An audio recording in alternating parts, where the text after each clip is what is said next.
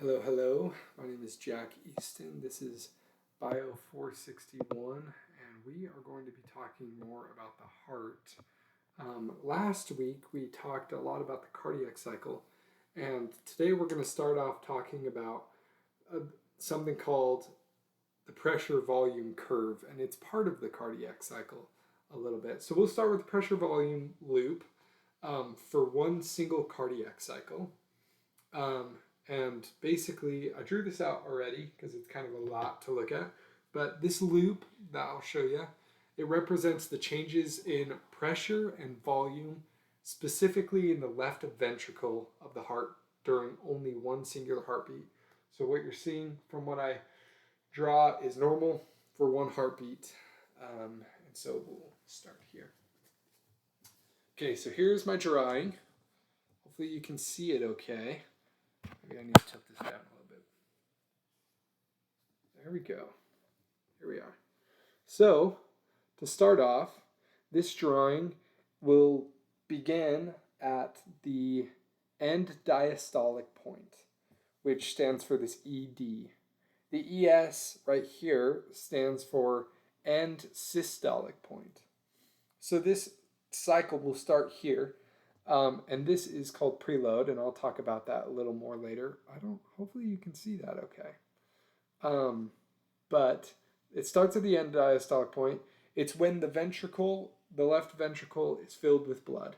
Now, as contraction starts, but both valves are closed, like both main valves are closed, we get something called isovolumetric contraction. It's when pressure rises super quick, but volume stays the same. So the volume stays at 120, but the pressure increases. So the y-axis is pressure.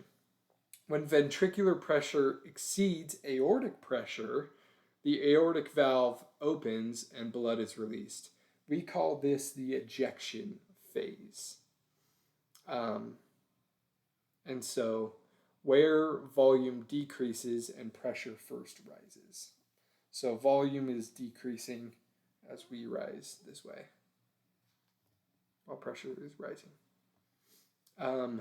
Once the left ventricle relaxes and pressure drops below aortic pressure up here, the aorta valve or the aortic valves close, marking isovolumetric relaxation instead of contraction. That's where pressure falls rapidly with no change in volume. Finally, when ventricular pressure falls below atrial pressure, the bicuspid valves open and ventricular filling begins again. And that basically completes one entire loop. And so the valves that open and close, this area when it first starts is how much blood is in the left ventricle. And then during this point, the orange point, is when the semilunar valves open. And I'm going to talk a little bit about each of these ones. So this is preload, this is afterload, and this is the inotropic line with this little red dot here that says max contraction. So that's max contraction of the left ventricle when the inotropic line passes that area through. And so there are those three main functions. Preload is the initial stretch on the ventricle before contraction, basically the end diastolic volume. So more preload, like from increased venous return, shifts the loop to the right and increases stroke volume through these mechanisms. Now, afterload is the resistance that the ventricle has to overcome to eject blood or release blood, like all that pressure buildup. Essentially, aortic pressure. You can call it aortic pressure. When afterload increases, or increases this way, I just lost my train of thought. When afterload increases, the loop becomes taller and narrower because ejection is harder and stroke volume decreases. If you're wondering what stroke volume is, Stroke volume is the space between the end systolic and end diastolic. So the SV that I drew right here. I forgot to mention that. Then inotropic line, or inotropy. Inotropy. It refers to contractility. So like how much the ventricle is contracting. It's like the strength of contraction at a given preload, which is down here, and afterload. And so increased entropy, like from sympathetic stimulation or whatever it may be, makes this loop taller and wider, just bigger, meaning more pressure and more blood leaving the heart, which causes throbbing or beating. So that's basically it for the left ventricle and the cardiac cycle and everything. We're going to continue on to something called the baroreceptor reflex. Let me erase this and maybe we can draw another thing. And relating with the baroreceptor reflex, there's something called MAP, M-A-P. We'll also draw out.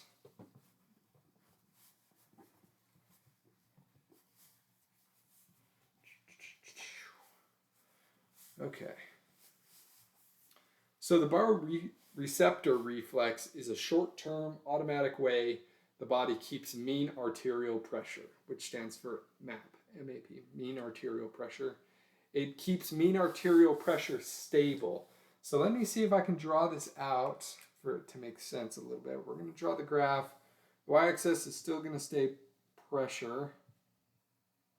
The x-axis is not going to have a specific name, but we'll draw this out. Give me just 1 second.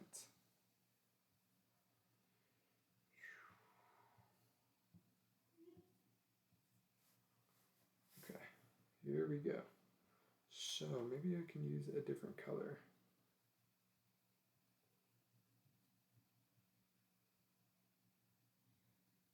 I should not have drawn that now. Sorry, give me 1 second. Sometimes it can be a lot to draw out. Okay, here we go.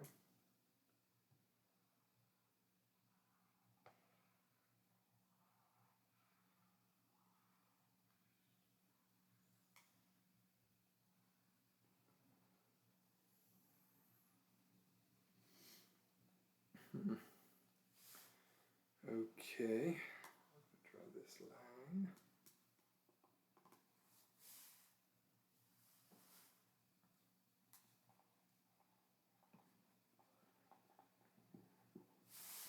Sorry, I said this might take a minute.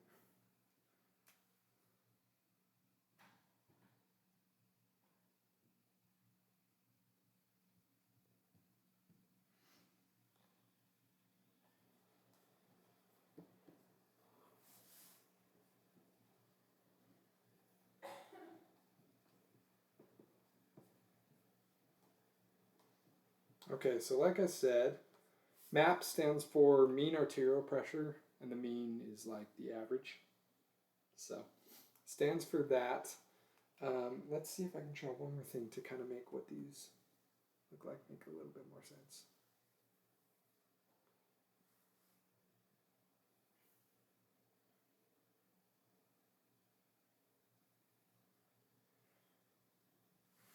Okay, let's go.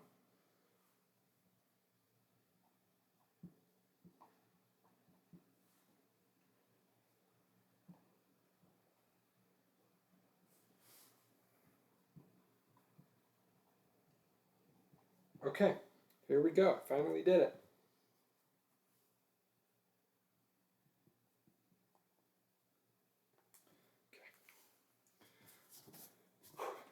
So baroreceptor reflex, like I said, is a short-term automatic way the body keeps mean or average arterial pressure. That green line that you see is the mean arterial pressure. And these are waves that show the pressure of each arteries throughout. So these big waves have lots of pressure because they are large arteries. The waves get smaller and smaller. The large arteries are like your big arteries that are coming from your heart, back and forth from your heart. Smaller arteries are like the ones in your arms that branch into your hands and stuff. Arterioles are even smaller that branch off of those. And then capillaries, not much pressure in capillaries. Those go all the way to like your pores almost. We'll be talking a little bit more about capillaries. They are super duper cool. And so a little bit more about baroreceptors. They are stretch sensitive nerve endings in the carotid sinus, which is in the heart, and aortic arch. So now that we kind of have that picture, actually, before I talk more about baroreceptors, we're going to talk a little bit about MAP while we have this this chart up. And so MAP is determined by a specific equation. MAP equals cardiac output, so breathing, times total peripheral resistance. Peripheral resistance is how hard the heart is beating, like how hard the resistance it's pushing against. Cardiac output, it basically depends on the heart rate and stroke volume, that SV that we drew in that previous one. Stroke volume itself depends on preload and afterload and contractility. And then total peripheral resistance is mainly controlled by the arterial diameter of the heart and stuff like that, influenced by like how hard it is beating. So any change in heart rate, contractility, it's always hard for me to say that word, contractility or vessel diameter can adjust MAP, the average arterial pressure or the mean arterial pressure. Okay, I am going to erase this and we are going to talk about baroreceptors and where they are so that you can visually see it.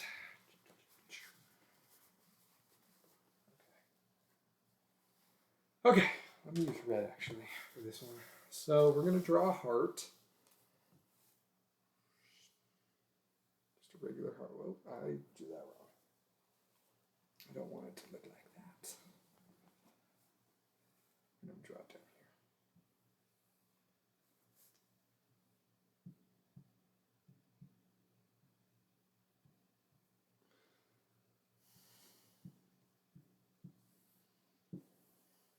So the aorta has a few arteries coming off of it. You've probably seen it in funny drawings of the heart and things like that. And so we're going to kind of draw this red so that you can kind of see what it's going to look like. This is a very rough drawing, so I apologize if it's weird.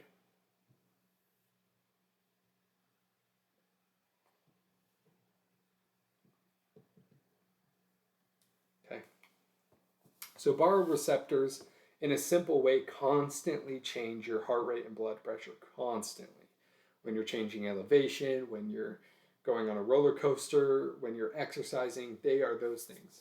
And so this is kind of what the heart looks like. This is the heart. This is the aorta. I drew it red because that's what it looks like. It has some arteries coming off of it.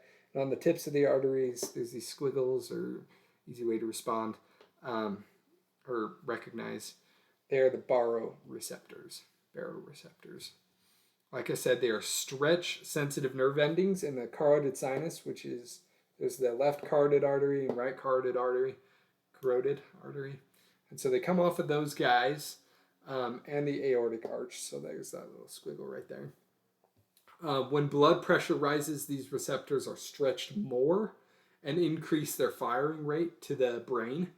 And the response that they have is that the brain activates PNS, or parasympathetic nervous system output, and stops sympathetic output, which ends up slowing the heart rate and dilating the vessels, bringing like your arterial pressure down.